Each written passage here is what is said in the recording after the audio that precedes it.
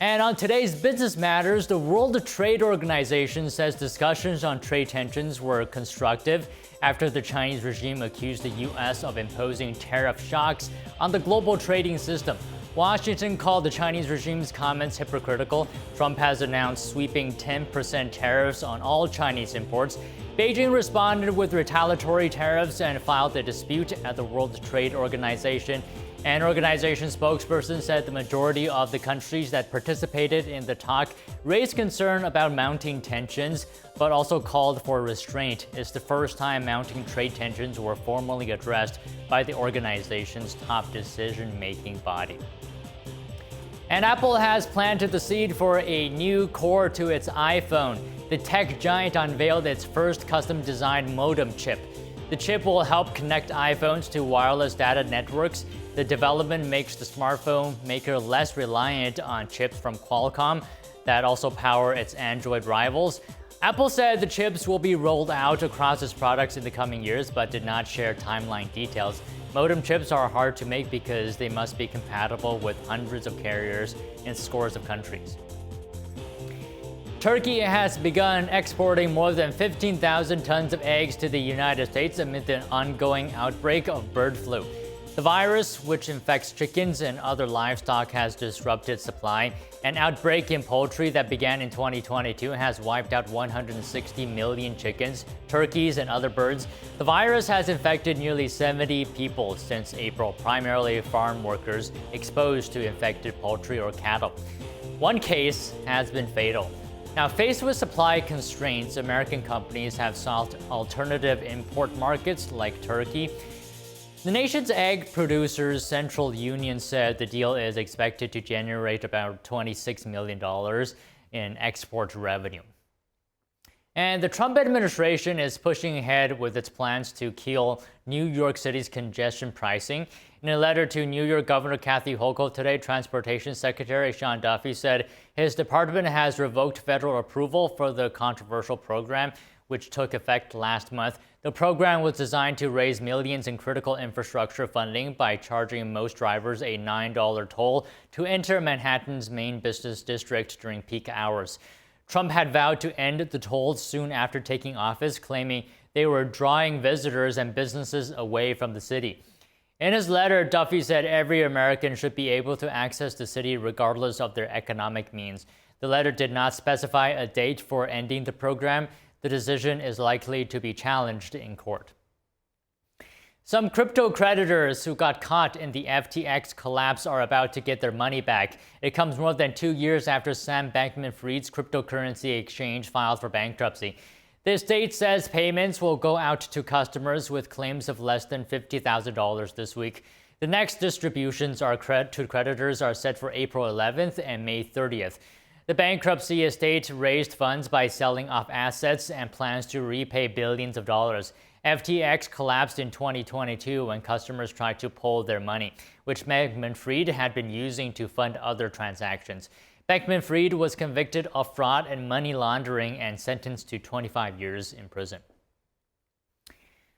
President Trump is making his next move on tariffs. He said yesterday he would impose levies of about 25% on imported cars and similar duties on drugs and chips. He says his action on tariffs is already producing results. Here's more. I do want to say while I'm up here, I've been contacted by some of the biggest companies in the world.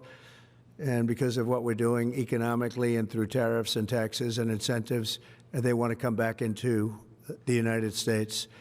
And we'll be announcing various very large companies, the biggest actually, and they'll be coming back, having to do with chips and having to do also with cars. Trump also said more details on the auto tariffs would come on April 2nd, a day after cabinet members are due to report to him on options for new measures. He has long complained about what he sees as unfair treatment of US automotive exports. The EU, for example, imposes a 10% levy on vehicle imports, or 4 times the duty imposed by the US. However, Washington collects a 25% tariff on most imported pickup trucks, protecting a lucrative part of the market for domestic makers like Ford and Chevrolet. Trump says tariffs on drugs and chips will also start at 25% or above, and then go substantially higher over the course of the year. He didn't set a date for starting those levies, saying he wants to give pharmaceutical and tech firms time to set up US factories. Since his inauguration a month ago, Trump has stacked an extra 10% tariff on all imports from China. He's also set a March 12th start date for tariffs on imports of steel and aluminum. And while he has postponed measures targeting Mexico and Canada, he's also told his team to draw up reciprocal tariffs matching those imposed by all trading partners. Major export stocks were among the decliners in Wednesday morning trade in Asia following the news. In Japan, auto brands Mazda and Subaru both fell around 2% in early trade, as did drug maker Daiichi Sankyo. Over in Taiwan, chip giant TSMC fell around 1%.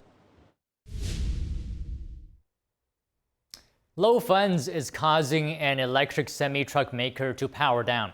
Nikola has filed for bankruptcy protection and will sell all or most of its assets.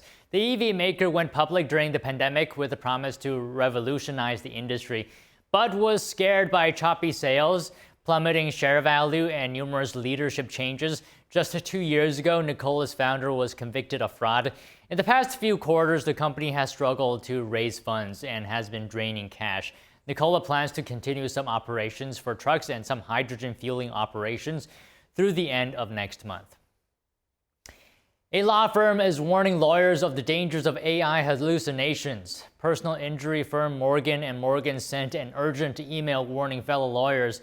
It cautioned that artificial intelligence can invent fake case law and that using made-up information in a court filing could get you fired. Reuters found at least 7 cases in the last 2 years where courts question or discipline lawyers over AI use. A federal judge threatened to sanction 2 lawyers in Wyoming for including fictitious case citations in a case against Walmart. One of the lawyers admitted to using an AI program that hallucinated the cases and apologized for the mistake. Encrypted messaging app Signal has released new safeguards. This comes after Google found that Russian hackers were abusing a workaround to spy on Ukraine's military. Google's research does not suggest the app's encryption protocol is vulnerable. Instead, the report said Russian state-linked hackers were using the linked devices feature to couple the victim's account to their own device. In some cases, hackers were tracking Ukrainians to scan a malicious QR code to link the victim's account, gaining access to future messages. Signal has made several changes to help raise awareness and protect users from the types of attacks described in the report. More news from Apple. The company is launching a cheaper version of the iPhone 16. It's called the iPhone 16e, and it's going to sell for $599. It's going to be the cheapest iPhone Apple sells that supports its AI tool, Apple Intelligence. It's also the first iPhone with a cellular modem designed by Apple. Apple has been facing increased competition from Google and Samsung in the budget smartphone and the AI markets. Over the past year, both companies have focused on updating Android devices with new AI features. Apple is hoping this cheaper iPhone will put its own AI tools in the hands of more customers. The iPhone 16e will launch February 28th. Wealthier shoppers have bankrolled a boost for Walmart. CEO Doug McMillon says households earning more than $100,000 made up 75% of the company's market share gains in the third quarter. In an interview, McMillon said he believes online shopping and curbside pickup will keep affluent customers around. One retail analyst explained that people who consider themselves non-Walmart shoppers can still use the Walmart app and get brand name items delivered to their homes. McMillon noted that he still wants shoppers to go in-store, though. That's why Walmart has been sprucing up stores with a goal of 650 location remodels per year. Vital development projects delayed or canceled because of environmental reviews and litigation. Congress considers what actions to take. Here's the story. The current system is tilted towards those who seek to delay. Senators Wednesday looked at problems with America's environmental permitting processes, often associated with delays of development projects. China and Russia are deploying billions of dollars around the world to advance their geostrategic interests, to control the sector and connected supply chains. We must overcome our regulatory challenges. Development expert Jeremy Harrell says not fixing the problem will put America behind. He says litigation delayed energy projects by 4 years on average, and agencies won 71% of the challenges. Lawsuits can stall projects for years, even after they have undergone extensive environmental review. Labor expert Leah Piconis says this destabilizes workers and creates inflation. She says construction projects can be vulnerable to 6 years' worth of lawsuits. A project could be permitted, fully funded, and ready to go, then out of nowhere get hit with a deluge of lawsuits and get shut down. Labor union leader Brent Booker says hundreds of frivolous lawsuits put projects in limbo. When a project is delayed months or even years, well, you try delivering that message to someone who has a mortgage payment due or has to buy school supplies for their kids. Experts suggest changing the laws, making it easier to get permits and deal with lawsuits. President Trump will unlikely be taking off in the new Air Force One. That's because Boeing has postponed its delivery until 2029 or later. A Trump administration official told Fox Business that this is due to global supply chain challenges and changing project requirements. Boeing was awarded the contract for the new Air Force One in 2018. It received nearly $4 billion to build 2 new aircraft. The initial delivery date was set for last year, then pushed back to 2028. The White House communications director called the delay ridiculous. He said Trump is trying to find ways to speed up delivery of a new plane, which he said has been needed for a while. 100% whole grain labeling is costing Wheat Thins $10 million. Consumers reached a settlement with Wheat Thins parent company Mondelez International. The complaint explained that people would not have bought or would have paid less for the crackers if they knew Wheat Thins had cornstarch, a refined grain. Mondelez denied wrongdoing and agreeing to settle. Anyone who bought Wheat Thins starting from October 2018 with a valid claim and receipts can get a refund of up to $20. Remaining money will go to UCLA Resnick Center for Food Law and Policy and to Feeding America, a hunger relief nonprofit. Aviation incidents have seen a lot of reporting in recent months, making it appear that plane crashes are on the rise. But appearances can be deceiving. NTD Sean Marshall has some info on what's really happening. The recent crash landing in Toronto resulting in an upside-down plane was quite a sight. Luckily, no passengers died. Unfortunately, authorities report at least 2 people were killed Wednesday in a mid-air collision between 2 small planes in Arizona. That, along with the aircraft collision over Washington and reports of problems with plane manufacturing in recent months, have been in the spotlight, making it appear as though plane crashes are happening at a higher rate. But based on preliminary data from the National Transportation Safety Board, last month saw a record low number of airplane accidents nationwide when combining private and commercial airline flights. Most of the 62 total airplane accidents were on private flights. That's 18 fewer than the 80 recorded in January 2024. Plane crashes are actually happening less frequently. In fact, if the numbers continue their course, January 2025 will set a record for the lowest number of total accidents, with 8 fewer than the prior record low of 70 from January 2012. And the number of fatal accidents nationwide last month could tie with 2022 for the safest January on record. The only 3 years with fewer than 300 fatal accidents have all occurred in the 2020s. It's also a drastic improvement from historical data, as back in 1982 and 1983, there were over 600 fatal accidents. So perspective also comes into play, particularly when comparing current aviation statistics with the historical record. Sean Marshall, NTD News. Kentucky Fried Chicken is flying the coop for greener pastures. The fast food chain is leaving its ancestral home in Kentucky and will move its corporate headquarters from Louisville to Plano, Texas. The chain's parent company, Yum Brands, announced the news yesterday. About 100 corporate positions and 90 remote jobs will be impacted by the relocation. The corporate jobs will be relocated to Texas over the next 6 months.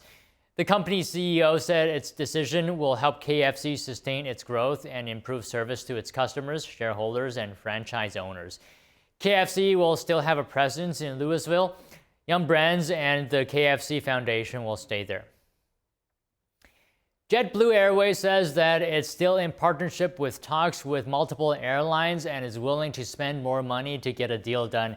JetBlue's president says the biggest benefit of a partnership would be improving the usefulness of the company's loyalty points for customers. In November, a court sided with the Justice Department in blocking the JetBlue American Airlines Northeast Alliance. The partnership allowed the two carriers to coordinate flights and pool revenue.